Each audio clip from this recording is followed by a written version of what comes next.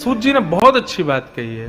वो कहते हैं हमारे द्वारा किए गए जितने भी पुण्य हैं, हमारे द्वारा किए गए जितने भी व्रत अनुष्ठान हैं, हमारे द्वारा किए गए जितनी भी तीर्थ यात्राएं हैं, हमारे द्वारा किए गए जितने भी धर्म की क्रियाएं हैं, ये सब ठाकुर जी ने स्वीकार कर ली हैं। हमारे पास इसका क्या प्रमाण है? कोई रसीद तो देते नहीं ठाकुर जी। कितनी बार वृंदावन गए थे? हुआ है 10-15 बार, लेकिन 10-15 बार आप तो गए थे, लेकिन ठाकुर जी की अदालत में प्रेजेंट लगी कि नहीं, ये कैसे पता चले? महाकाल भगवान पर कितने बार बिल्वपत्र चढ़ाया, दुग्धाभिषेक किया, ये आप तो गिनवा दोगे, लेकिन महाकाल पे तो हजारों लाखों लोग चढ़ाते हैं। आपका वाला उनको याद है कि नहीं, ये कैसे पता चले? कहने की सीधा अभिप्राय इतना है, हमारे द्वारा किए गए धर्म कर्म की क्रियाएं ठाकुर जी स्वीकार करते हैं, ये हमको कैसे पता चले? इसका प्रमाण क्या है? आप लोग कहोगे आप अपनी बात को मुख्यता दे रहे हो, लेकिन मेरी बात मुख्य नहीं है। यहां पर सूत जी महाराज स्वयं कहते हैं आपके द्वारा की गए धर्म अनुष्ठानों को ठाकुर जी ने स्वीकार किया। यदि ये पता करना हो तो किसी सत्संग में जाके बैठ जाना। यदि उस कथा को सुनने में, सत्संग सुनने में आपकी रुचि बन रही हो तो समझ लेना आपके द्वारा किए गए सारे कर्मों को ठाकुर जी ने स्वीकार किया। और यदि उस कथा में बैठ करके बार बार घड़ी पे हाथ जा रहा हो, कब 5 बजे, कब व्यास जी जाएंगे, कब चाय मिलेगी पीने को, कब प्रसाद खाने जाएंगे, और झोंका आ रहा है, फिर पीछे मुड़ के देख रहे हैं कोई सीट खाली हो तो मैं जाके बैठ जाऊं, नहीं उसी पे सो जाऊंगा, कोई पंखा क्यों नहीं चला रहा है, पानी कब आएगा, मतलब कथा छोड़ के बाकी सारे ध्यान आ रहे हैं, तो समझना आपका एक व्रत भी ठाकुर जी ने लिया नहीं है। कथा में रुचि बनना ये हमारे ऊपर निर्भर नहीं करता, ये ठाकुर जी की कृपा पर निर्भर करता है।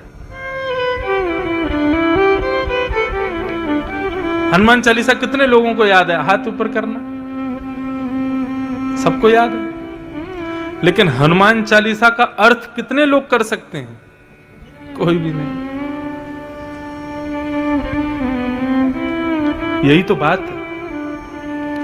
हमारी कीर्तन में बड़ी रुचि है, कथा में रुचि नहीं है। अगर हनुमान चालीसा का पूरा शब्दार्थ पता चल जाए ना, 1 साल तक इतने खुश रहोगे आप, 1 साल का पूरा जीवन ही खुश रहोगे। लेकिन अर्थ नहीं पता, केवल जैन मान गंग सके बस वो एक हमारे मन में एक बात आ गई है, ये कर्म हमको, ये क्रिया हमको पूरी करनी है, लेकिन उसको पूरा करने से कोई फायदा नहीं होगा।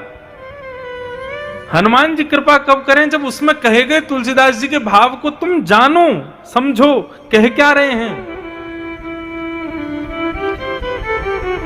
उसको तो हम जानना चाहते नहीं। मतलब क्या है, हम लोग प्रैक्टिकल पर बहुत बिलीव करते हैं, थ्योरेटिकल नहीं जाते। लेकिन भैया थ्योरी अच्छी नहीं होगी तो प्रैक्टिकल में फेल हो जाओगे। इसलिए थ्योरी क्या है?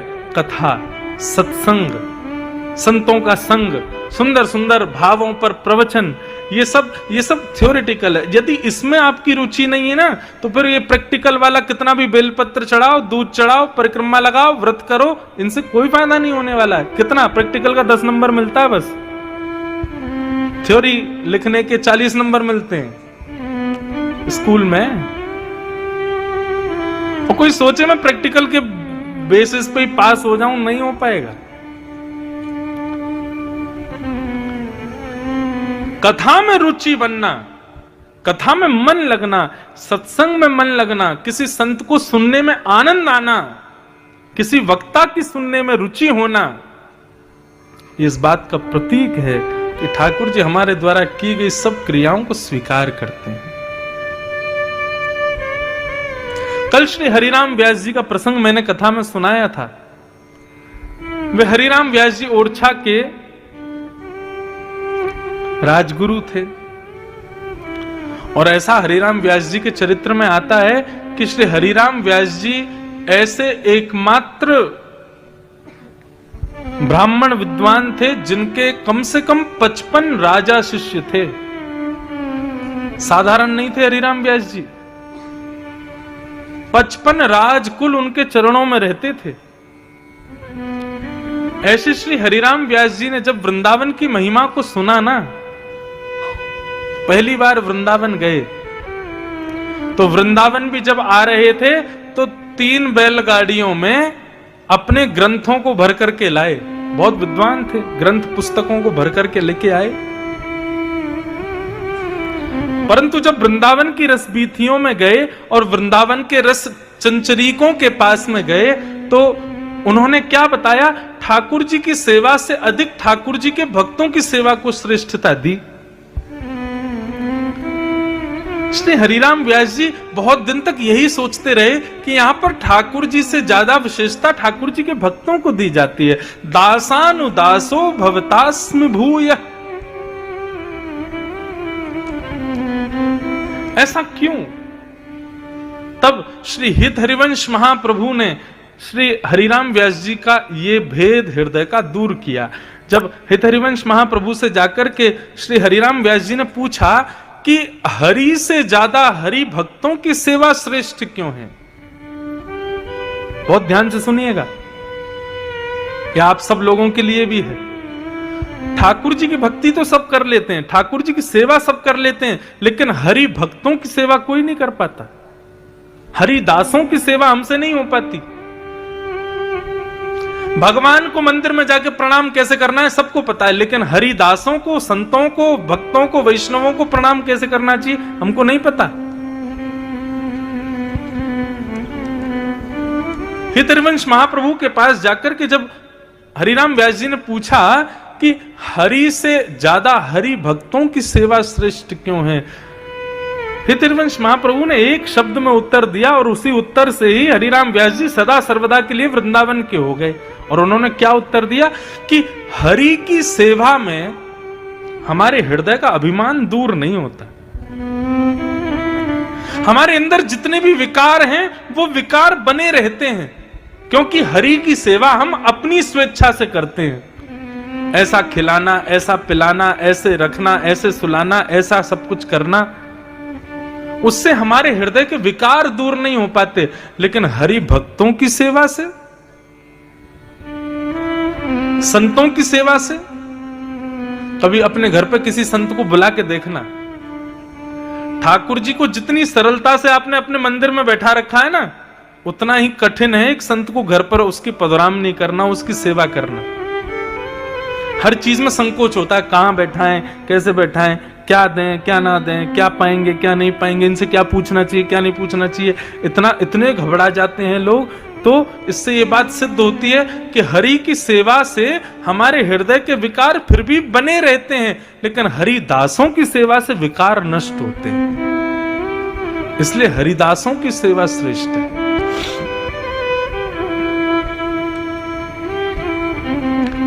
और इसी बात को जब पहली बार सुना श्री हरिराम व्यास जी ने, समझ गए मेरे अंदर अभी तक अपनी विद्या का अभिमान क्यों है, क्योंकि मैंने केवल ठाकुर जी की सेवा को सर्वोपरि माना, ठाकुर जी के दासों की सेवा नहीं की।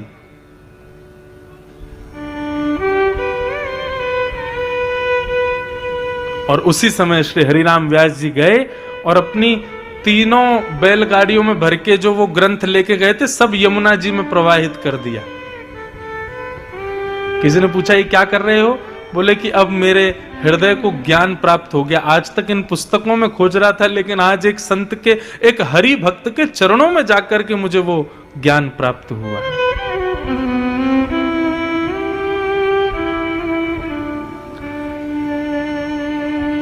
ठाकुर जी की सेवा में अपराध बन जाए, ठाकुर जी क्षमा कर देंगे, लेकिन ठाकुर जी के भक्तों की सेवा में यदि अपराध बन जाता, ठाकुर जी कभी क्षमा नहीं करते। इसलिए हरिदासों की सेवा श्रेष्ठ। एक बार एक संत हरिराम व्यास जी की परीक्षा लेने के लिए आ गए और उन्होंने आकर के कहा, व्यास जी, हरिराम व्यास जी, भोग पवाइए, प्रसाद पवाइए। तो हरिराम व्यास जी ने बोल दिया कि अभी तो ठाकुर जी का भोग लगा नहीं है, ठाकुर जी का भोग लग जाएगा, उसके बाद आपको पवाएंगे।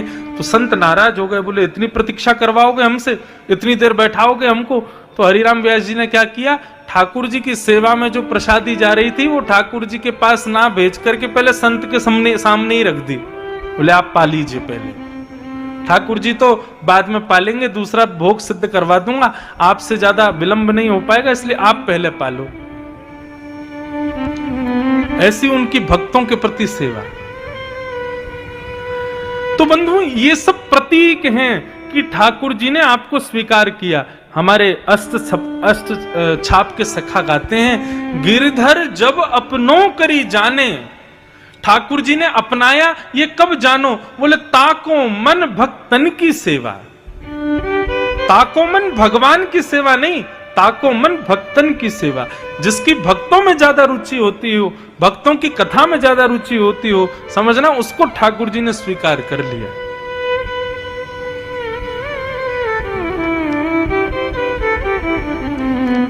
संत चरण रज सदा लुभाने, गिरधर जब अपनों करी जाने।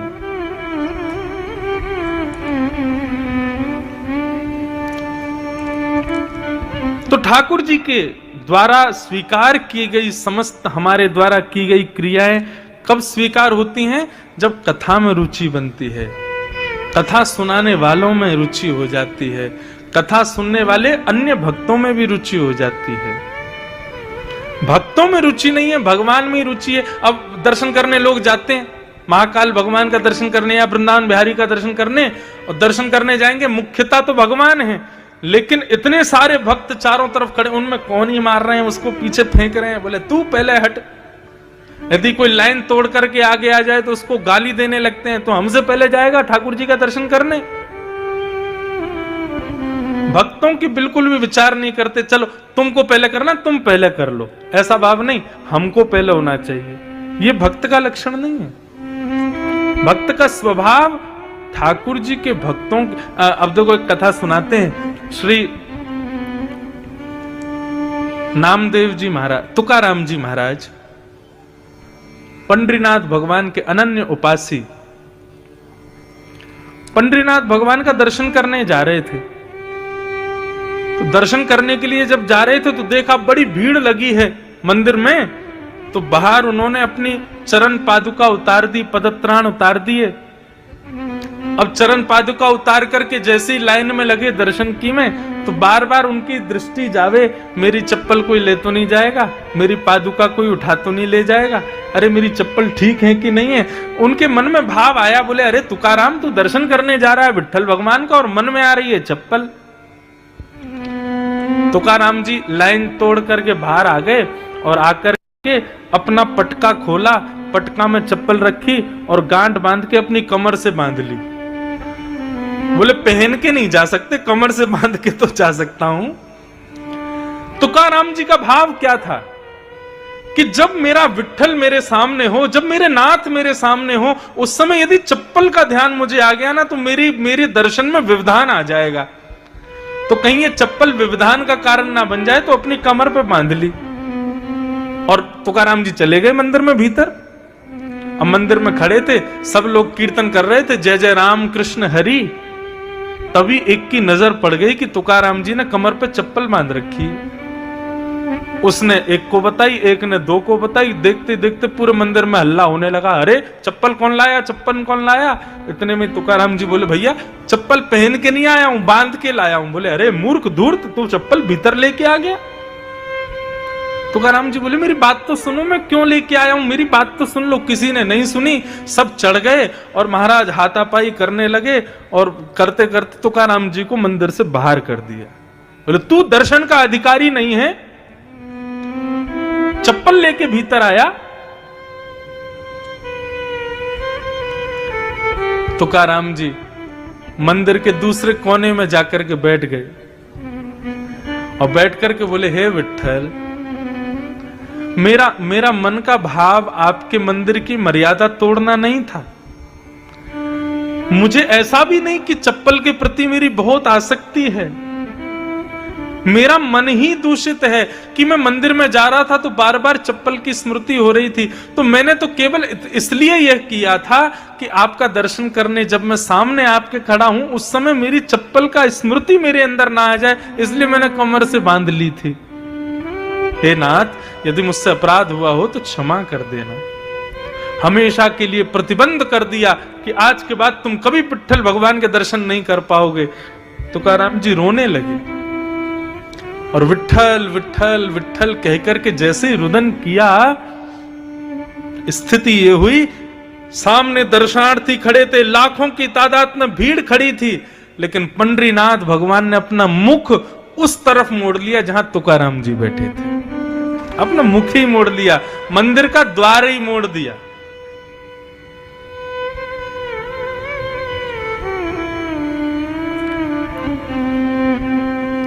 ठाकुर जी को सबसे प्रिय भोग, सबसे प्रिय प्रसाद, सबसे प्रिय सुगंधी, सबसे प्रिय आभूषण, सबसे प्रिय वस्त्र यदि कोई है तो वो केवल अपना भक्त है। जब उनका प्रिय भक्त सन्मुख आता है ना, तो उसको देख करके ही ठाकुर जी तृप्त हो जाते हैं, मतलब मानो भोग लग गया। जब उनका भक्त अपने नेत्रों से अश्रुपात करता है, ठाकुर जी मानो उसी से स्नान कर लेते हैं। जब उनका भक्त सामने खड़ा होकर के दोनों भुजाएं ऊपर करता है, मानो उसकी भुजाओं से ठाकुर जी इत्र लगवा लेते हैं। जब उनका भक्त दंडवत प्रणाम करता है, मानो उस भक्त के सारे विकारों को ही भोग रूप में ठाकुर जी पा लेते हैं। तो भक्त ही सर्वस्व है ठाकुर जी का। यदि कोई उसका अपमान करता है, कोई उससे बैर करता है, कोई उसको दूर रखता है, तो वो कितना भी बड़ा भक्त हो, ठाकुर जी उसको स्वीकार नहीं करते।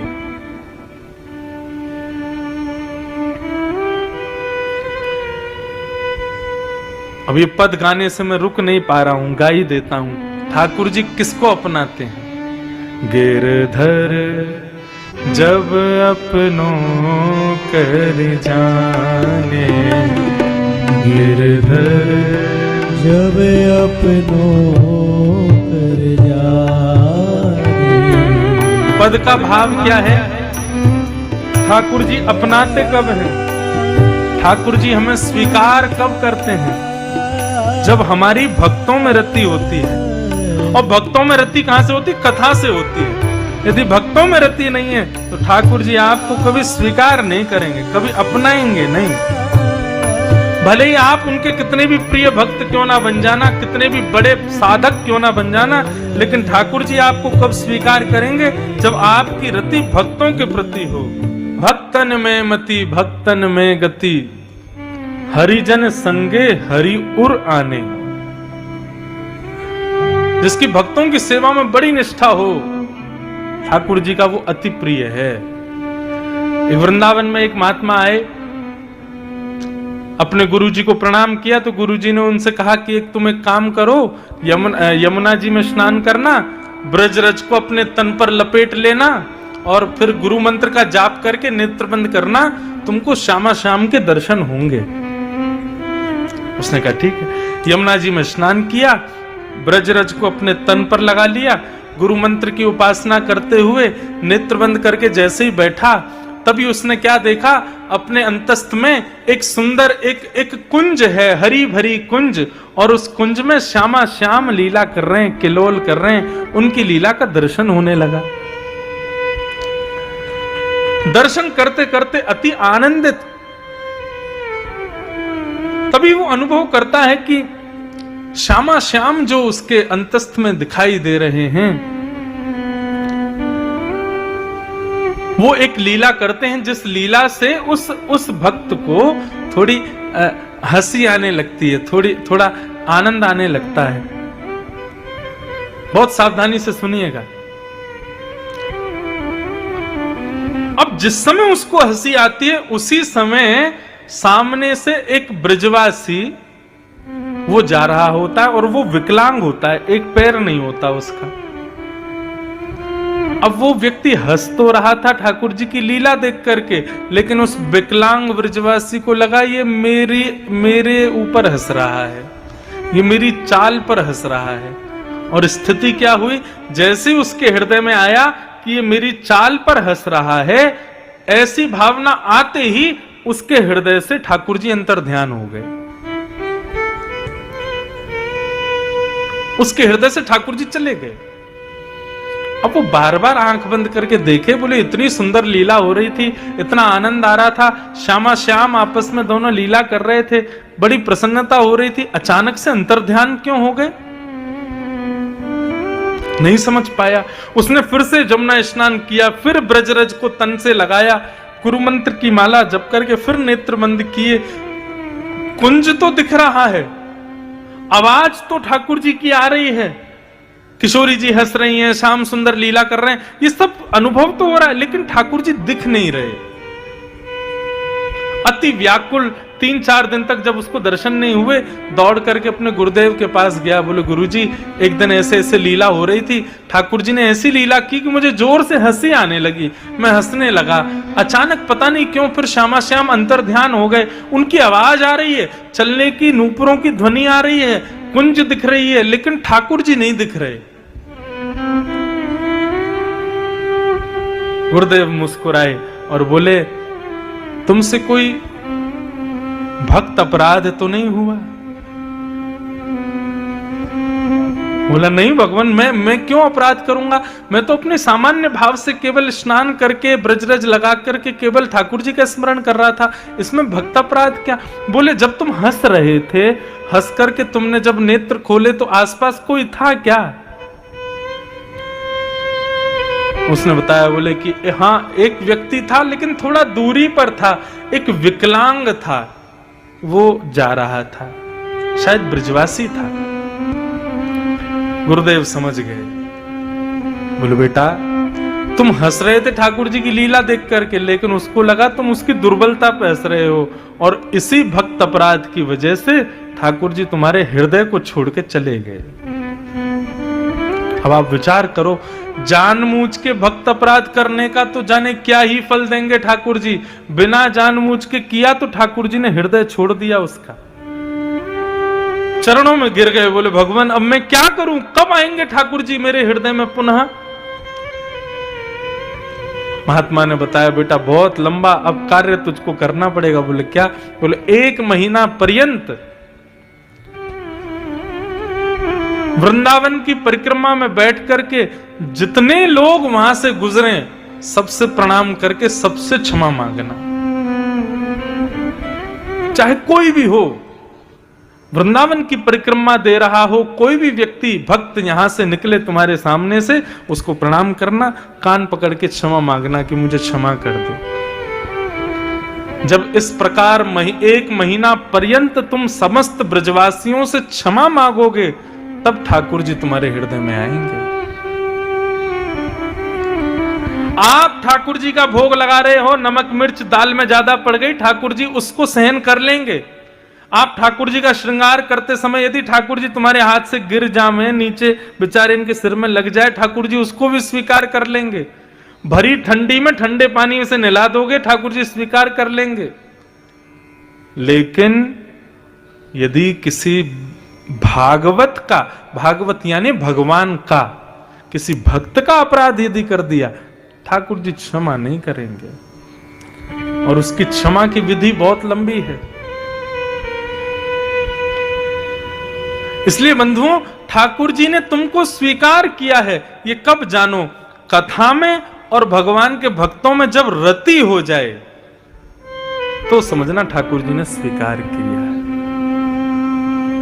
कई लोग बोलते हैं ना मेरे पास आके, महाराज जी हम ना हर महीने सालासर जी जाते हैं, महाराज जी हर 2 महीने में गिरिराज जी परिक्रमा लगाने जाता हूं, महाराज जी मैं हर साल बद्रीनाथ जाता हूं, महाराज जी मैं हर साल 4 धाम करके आता हूं। मुझे ज्यादा प्रशंसा नहीं होती, लेकिन कोई कहता है ना, महाराज जी हर महीने मेरे यहाँ कोई भगवान के दिव्य भक्त आते हैं, संत आते हैं, आके प्रसाद पाते हैं, मेरे यहाँ की सेवा देख के प्रसन्न होते हैं, मुझे बड़ी प्रसन्नता होती है। क्यों? बाकी लोग तो तीर्थों के पास जाते हैं, लेकिन उसके यहाँ तो घूमते फिरते संत ही तीर्थ लेके आ जाते हैं।